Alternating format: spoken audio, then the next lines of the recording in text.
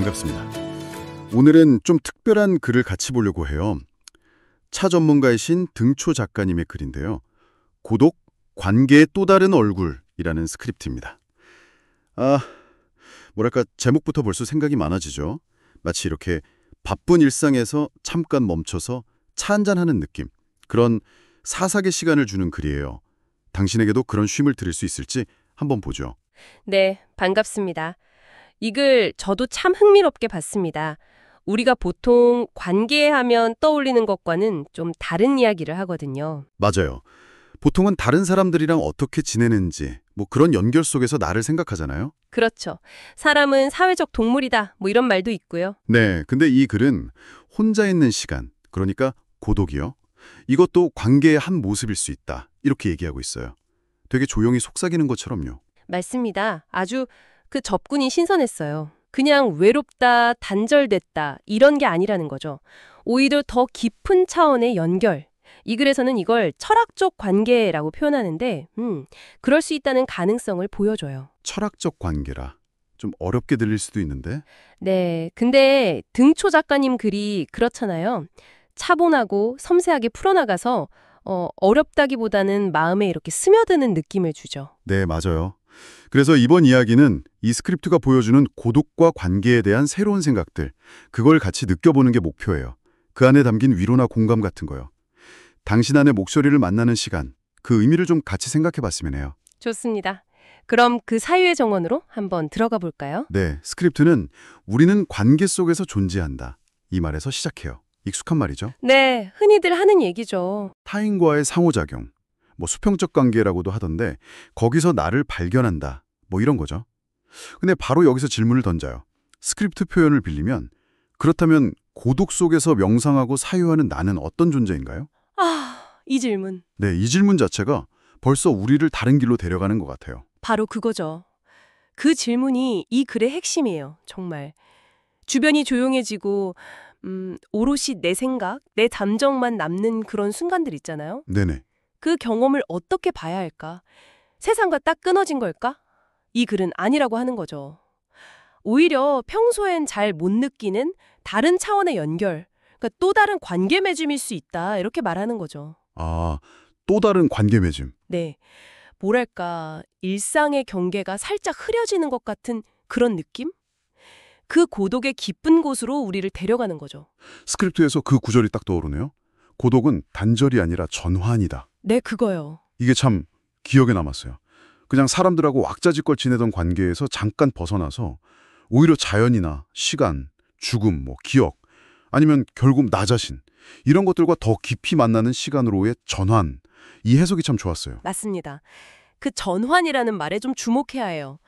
고독이 어쩌면 가장 깊은 관계, 여기서 말하는 철학적 관계로 들어가는 어떤 문 같은 거일 수 있다는 거죠. 철학적 관계요? 아까도 말씀하셨는데 그게 정확히 어떤 거죠? 예를 들면 이제 스크립트에도 나오는 하이데거나 장자 이야기처럼요.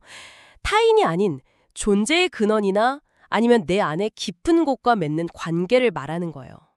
하이데거 같은 경우 인간을 죽음을 향해 가는 존재로 봤잖아요. 네, 그렇죠. 근데 그 죽음이라는 건 누구랑 같이 갈 수가 없잖아요. 완전히 혼자 맞는 순간인데 바로 그 절대적인 홀로 있음의 순간이 역설적이게도 존재의 본질과 가장 깊게 관계 맺는 순간이다. 이렇게 본 거죠. 와, 역설적이네요, 정말. 누구와도 함께할 수 없는데 가장 근원적인 관계라니. 그렇죠.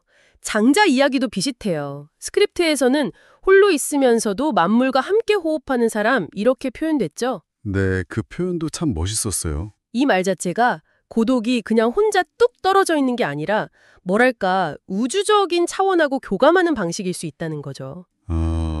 듣고 보니 그렇네요. 고독하면 그냥 외롭다, 쓸쓸하다 이렇게만 생각했는데 그런 생각에 좀 금이 가는 느낌이에요. 네, 맞아요. 그러니까 고독한 사람이 관계를 싫어하는 게 아니라 오히려 존재의 가장 깊은 층이라고 할까요? 그런 근원적인 무언가와 조용히 마주하는 사람일 수 있다는 거죠. 관계라는 게 꼭 시끌벅적하게 말하고 행동해야만 맺어지는 건 아니라는 거예요. 스크립트 표현처럼 말없이 함께 머무는 고요 속에서도 얼마든지 깊은 관계는 만들어질 수 있다. 이게 등초 작가님이 이 글을 통해 전하고 싶었던 어떤 따뜻한 위로자 통찰이 아닐까 싶어요. 네, 오늘 이렇게 같이 살펴본 등초 작가님의 글, 고독, 관계의 또 다른 얼굴. 정말 고독을 다시 보게 만드네요. 핵심 메시지를 딱 한 문장으로 하면 역시 스크립트 마지막 구절이겠죠. 고독은 나를 가장 깊이 연결해주는 관계의 또 다른 이름입니다. 네, 맞아요. 이 글은 고독을 그냥 피해야 할 것? 외로움이나 소외 이렇게만 보지 말자고 하는 것 같아요. 그 대신에 나 자신하고 그리고 더 나아가서 존재의 근원적인 질문들하고 맺는 어떤 능동적이고 깊은 관계 이렇게 다시 생각해 볼 기회를 주는 거죠. 듣고 보니 어쩌면 오니가 혼자 조용히 차 마실 때 아니면 그냥 창밖 보면서 멍하니 생각에 잠길 때요. 네네.